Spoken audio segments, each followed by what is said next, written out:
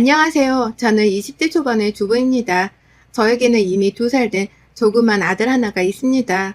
대학 다니다가 고등학교 시절부터 입시 학원에서 알고 지냈던 남편과 사고를 쳐버리는 바람에 아이를 가져버렸고 얼떨결에 지우고자 하는 용기도 없어서 혼전 임신한 채 결혼을 해버렸어요.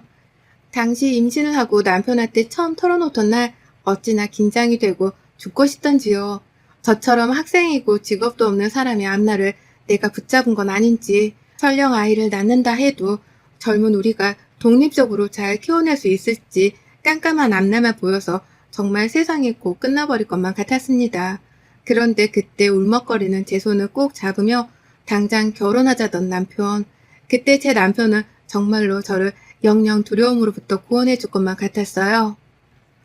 나이차도 얼마 안 나는데 그렇게 굳건히 결혼하자 해주는 게 얼마나 듬직했는지 모릅니다. 그로부터 얼마 후 저희는 양가 부모님께 인사도 드리고 어찌저찌 해서 겨우 승낙을 받았어요. 사실 시부모님, 특히 시어머님은 근본도 없는 애를 임신했다고 덜컥 집안에 들이냐며 결혼 반대가 무지하게 심하셨지만 그럼 어쩌겠냐고 내 손주를 그냥 지우냐며 시아버지가 호통을 치셔서 일주일 정도 후 어머님도 울며 겨자 먹기로 승낙을 하셨죠. 그래서였을까요? 저는 유독 결혼하고도 시어머니께 임산부 대접을 제대로 받을 수가 없었답니다. 결혼식도 주변 사람들 보기 낯뜨겁다며 시어머니가 나서서 제지하시는 바람에 가족들끼리 조촐한 식사를 하면서 끝냈어요. 그건 맞는 말이기도 하니까 굳이 결혼식을 해야겠다고 우기진 않았어요. 학생 부부다 보니 저희가 자립적으로 모아둔 돈이 없어서 신혼살림을 당했으되 남편이 살던 시댁의 방에서 신혼방만 작게 꾸며놨는데요. 갑자기 새로 들어온 가족 구성원에 저만큼이나 시댁 식구들도 불편해하고 낯설어하는 게 다 눈에 보였죠. 그리 잘 살지도 않은 남편 내에 애꿎은 불청객 하나가 들어와 살림살이를 거덜내 보이는 딱 그래 보이는 꼴이었습니다. 그 집엔 시어머니만큼 저한테 괴로움을 안겨주던 사람이 또 있었는데요. 바로 남편의 여동생이자 저와는 동갑이었던 아가씨였습니다. 저를 싫어하는 어머님만큼이나 절 못마땅히 했고 좋은 대학 다니는 오빠가 곧 집안을 일으킬 줄로 여겼는지 자기 오빠의 미래를 뺏어간 사람이라며 유독 임산부에게 시켜야 할 일 못할 일을 구분 못하고 시집살이를 시키며 절 괴롭혔어요. 앉았다 일어났다 반복해 집안의 허드렛 일을 시키는 것은 물론이고 화장실에서 샤워를 하면서 자기 속옷까지 챙겨와 달라는 둥 별의별 유치한 짓거리들을 다 시켜보곤 했죠. 저요 혼전 임신만 했을 뿐이지 어디서 이렇게 구박받고 계집살이를 하며 살 만큼 어렵게 자라지도 않았고 외동딸로 태어나서 사랑받고 자라느라 자존감이 낮거나 자존심이 없는 사람도 아니었습니다. 그런데 시댁이라고 하니 무언가 숨이 턱 막히면서 제대로 말대꾸 한마디 하지 못하겠는 게 저 스스로도 갑갑하더군요. 나 하나 때문에 싸움이라도 나서 남편이 날 떠나면 어쩌나, 그래서 이 아이를 혼자 키워야 하면 어쩌나 싶어서 괜한 불안감에 오히려 더 시댁 식구들에게 수그리고 들어갔죠. 지금도 어리지만 당시 전 그저 철없는 가성인 된 여자애에 불과했으니까요. 시댁에 사는 첫 한 달 정도 아침마다 눈을 뜨면 제 이름부터 불러 뭐 하나라도 더 시켜볼 것 없나 눈에 불을 켜고 집안 구석구석을 탐색하던 이 두 모녀의 생각에 태교에는 일도 집중을 하지 못하고 스트레스가 거의 머리 밖으로 치솟아 올라갈 정도였어요. 심지어 이대로 아이가 유산이 되어버리면 슬프겠지만 딱 좋겠다 싶을 만큼 고통스러웠던 그때 저희 친정아빠가 구세주처럼 절 구해주셨어요. 바로 제 명의의 신혼집을 사주신 겁니다. 한번 절 보고 싶다며 시댁으로 찾아왔던 부모님은 코딱지만한 방구석에서 그것도 신혼방이라고 여기저기 커플 사진을 붙여놓고 조그마한 인테리어 소품들 가져다 꾸며놓은 제 방을 보고서 가슴이 미어지셨는지 무슨 말을 못하셨죠. 괜히 멀쩡한 정장 차림의 저희 부모님이 조그만 거실 바닥에 앉아있는 게 불편했는지 시어머님은 평소엔 저한테 시켜먹던 커피 한 잔 타오는 일도 직접 나서서 하시더라고요. 하지만 집어로 난 못 준다고 한 달 새 버릇이 들어서는 저도 모르게 시어머님 따라 안절부절하며 일어나 커피 타는 걸 도와드리려는데 엄마가 저 붙잡더라고요. 그리고 니네 두 어머님들 사이에서 찌릿찌릿한 무언가가 오고 갔어요. 바로 그 다다음 날 저희 아빠는 저희 부부를 위한 신혼집을 제 명의로 마련해 주셨습니다. 그것도 시댁과는 한참 거리가 먼 30평대의 아파트를 말이죠. 그날부로 당장 시댁에 분가를 하겠다 말을 꺼냈습니다. 친정에서 아파트를 사주셨기에 당장 패기치며 더 이상 안 살아도 된다고 둘이서 새 살림 꾸려 잘 살아보겠다며 말이죠. 그런데 본인들은 해준 게 없는데 제 친정에서 아파트 하나를 떡하니 사주셨다고 하니 자존심이 상하셨는지 어머님은 무조건 안 된다며 바락바락 우기기만 하셨어요. 젊은 애들이 무슨 사치스럽게 아파트냐며 그 돈으로 여기서 함께 살면서 가족들을 위해서 살림에 여유 있게 쓰자며 오히려 아파트를 팔라는 헛소리를 해대셨죠. 그러다가 이내 어디서 무슨 말을 들은 건지 잘 살라며 이사도 직접 자기들이 도와주겠다며 나서는 바람에 얼떨결에 신혼집 탐방도 함께하고 곧 저희는 새 집에서 신혼생활을 하게 되었습니다. 시댁에서 신혼생활을 한 지 딱 2달 만에 그 집을 나왔어요. 모든 게 제자리를 찾을 줄 알았던 그때 저 걱정하고 안타까운 마음에 집까지 사주신 아빠를 생각해서라도 새 집에서는 둘이서 그리고 태어난 아기와 잘 지내야지 생각했습니다. 그런데 본격적인 저의 시집살이는 그때부터 시작되었습니다. 이사를 가고 하나둘 살림을 채워가는 것도 저희 친정에서 다 도와주셨어요. 시댁은 손끝 하나 건드리지도 돈을 보태주지도 않으셨죠. 처음부터 뭘 바라는 것도 없이 그저 시댁을 벗어나고 싶다는 생각뿐이었으니 그리 실망한 것도 없었습니다. 그런데 집이 완전히 제 모습을 갖춘 후부터 시어머니와 아가씨가 둘이서 손 꼭 잡고는 자꾸만 거리도 먼 저희 집까지 찾아오기 시작했어요. 그 흔한 신혼집 선물 하나 없이 맨손으로 와서 자기 집 마냥 돌아다니던 두 사람은 하나 남아있던 작은 방을 뭐에 쓸 거냐면서 주말 내내 그 방에서 자고 먹으며 제멋대로 찾아와서 숙박업소를 이용하듯 편히 쉬다 가길 반복했죠. 하다못해 남편도 너무 자주 오신다며 이 집은 내 명의도 아니고 며느리 명의인데 임산부 생각해서라도 이렇게 자주 오지 말라며 말도 해봤는데 무식한 사람들 귀가 어디 그리 쉽게 뚫리나요? 남편의 말은 씨알도 먹히지 않았습니다. 오히려 며느리가 시어머니가 아들도 못 보러 오게 한다며 되먹지 못한 며느리라고 전화가 와서는 한바탕 난리를 피우셨네요. 그 바람에 남편도 진절머리를 치고 그냥 시비를 안 거는 게 낫겠다고 내버려 두자 했습니다. 시어머니와 아가씨 덕분에 더 맘 편하게 아들네 부부 집에 와서는 제 집 살림을 들춰보고 마음에 드는 게 있으면 제멋대로 달라면서 가져가는 거지 같은 행태를 반복하셨습니다. 그 사이 제 아이는 어느새 2살이 되었고요. 짧다면 짧고 길다면 길 수 있는 그 시간 동안 그저 시댁 식구들이라고 참고 짓눌렸던 저의 감정이 결국 참지를 못하고 폭발해버리는 사건이 생겼어요. 바로 철없는 동갑내기 신우 때문에 일어난 두 거지 같은 모녀의 행동 때문이었습니다.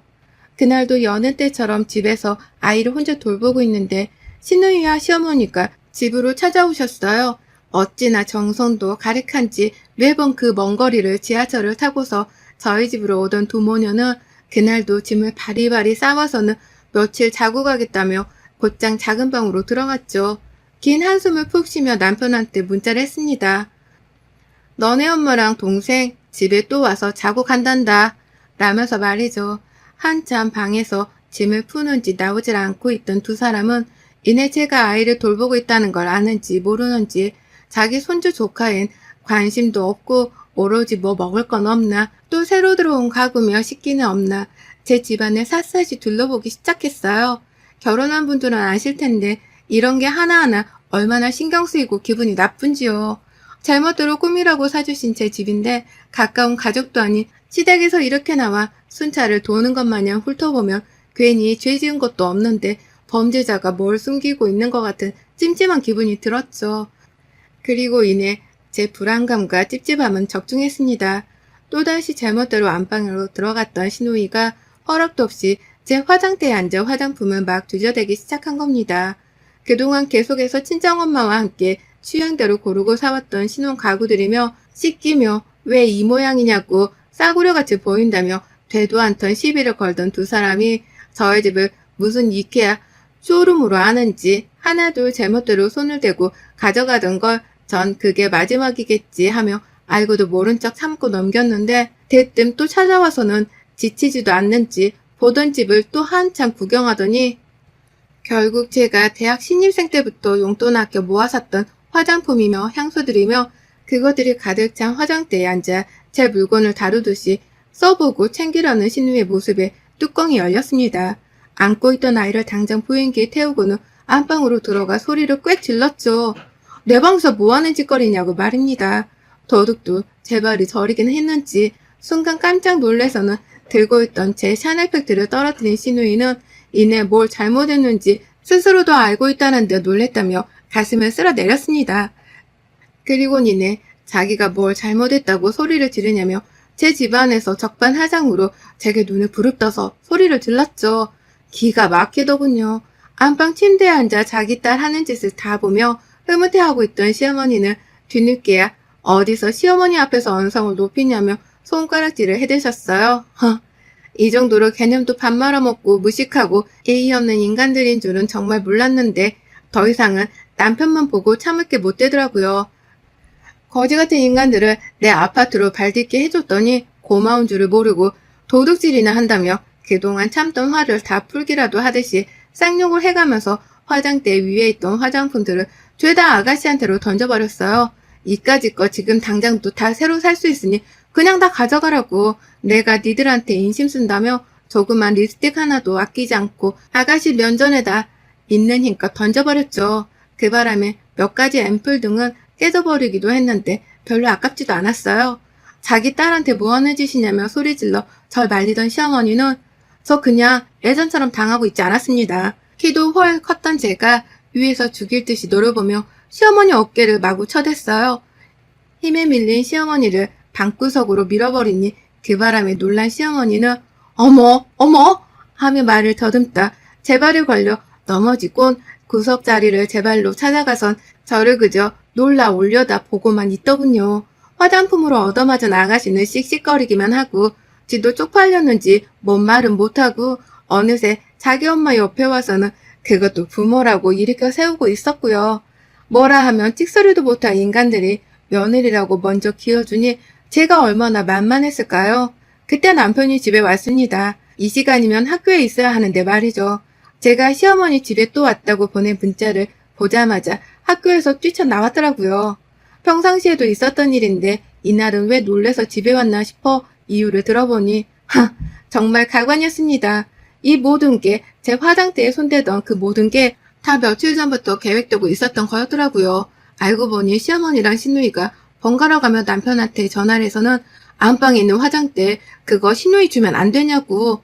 너네는 여유도 있고 아이 키우느라 며느리는 화장할 일도 없으면서 화장대는 사치스럽게 왜 가지고 있냐며 별 거지 같은 소리를 해대더라고요.